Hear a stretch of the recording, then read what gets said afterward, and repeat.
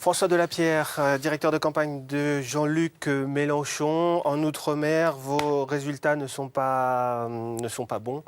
On ne les a pas encore complètement. Vous n'avez pas complètement, mais en tout cas, ceux qu'on a vous placent le plus souvent en 4e, voire en 5e position. Il n'y a guère qu'en Guadeloupe où vous êtes 3e avec 5,83% des voix.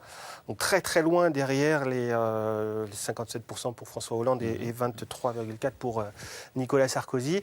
Vous attribuez ce résultat à quoi? Alors d'abord, je signale qu'il manque le résultat de la Réunion.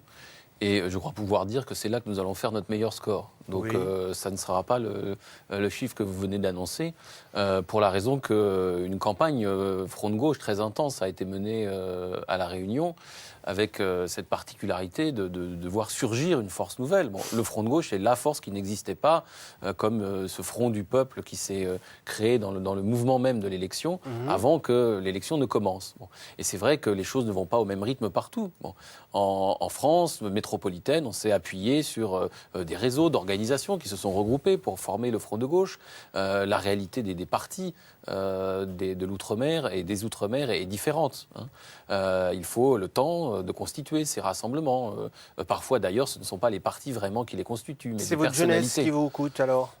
Oui, bien sûr. Et bien sûr, je pense que si nous avions eu plus de temps pour faire campagne, nous aurions pu aller bien au-delà de ce résultat. Je peux vous dire par exemple qu'il n'a été possible physiquement, dans ce temps si court, malgré tout, de la campagne présidentielle, d'aller que dans un seul des Outre-mer. À La Réunion, on n'a pas pu se rendre aux Antilles. Bon, et je sais que des Antilles sont venus des messages de personnalités, de mouvements qui souhaitaient discuter avec nous, avoir des échanges, voir comment nous pouvons traduire dans la particularité de la société antillaise, qu'elle soit martiniquaise ou guadeloupéenne, la construction particulière qui est celle du Front de gauche. Bon. En métropole, le Front de gauche, ce sont des partis, parmi lesquels il y a par exemple le Parti communiste français. Ce parti n'existe pas dans les Outre-mer. Oui, par exemple, avec La Réunion, vous n'avez pas eu le soutien clair du Parti communiste réunionnais. C'est un cas très intéressant parce que c'est le territoire, le département d'Outre-mer dans lequel il y a eu des mobilisations sociales.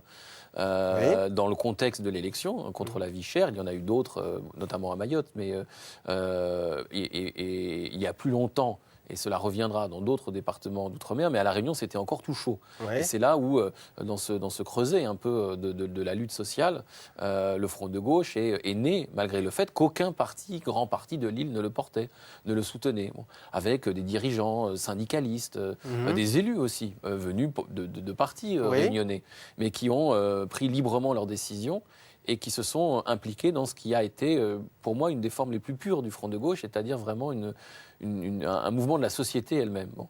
Donc moi, je suis absolument certain que le Front de gauche trouvera ses formes d'expression particulières dans chacun des Outre-mer, qui sera différente d'un Outre-mer à l'autre, mais qu'il la trouvera peut-être de manière encore plus spectaculaire qu'en métropole, parce que dans les Outre-mer, la question du partage des richesses est encore plus criante. Cette nécessité de partager pour que la majorité de la population arrête de misérer. L'exigence de la planification écologique est ressentie très fortement dans beaucoup de territoires d'outre-mer. Donc moi, j'ai beaucoup d'espoir, j'ai beaucoup de confiance dans notre développement à venir. Et bon, il nous faut un peu plus de temps, mais nous sommes une force qui ressort de cette campagne présidentielle avec une dynamique. D'accord. On nous a parfois comparé à un météore dans la campagne, mais nous ne sommes pas mécontents. C'est un bon début. Voilà, c'est un début et tout à fait encourageant pour la suite, vu la situation d'où nous partions. D'accord. Voilà. Merci beaucoup.